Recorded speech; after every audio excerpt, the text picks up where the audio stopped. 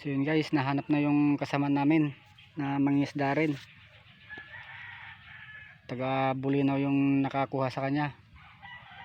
Doon na siya dinuong sa Bulinaw.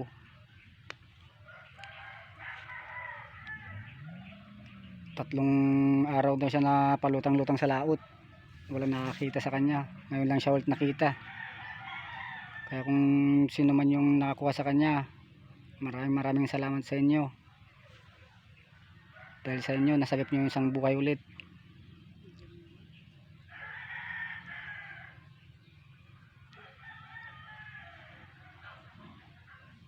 Pinuntahan na kanina ng may-ari ng bangka. Pumunta na ng Bulinaw. Nandun na siguro sila ngayon. Naasikaso ngayon kung paano iuwi yung bangka ngayon. Dahil hindi daw mandar yung makina. Natabunan daw ng alon kaya hindi mandar yung makina. Hindi niya daw mahila-hila. Siguro gutom na rin tsaka pagod siguro yun. Kaya hindi niya mahila yung bangka niya. Kaya nintabayan namin yung may-ari kung anong sabihin.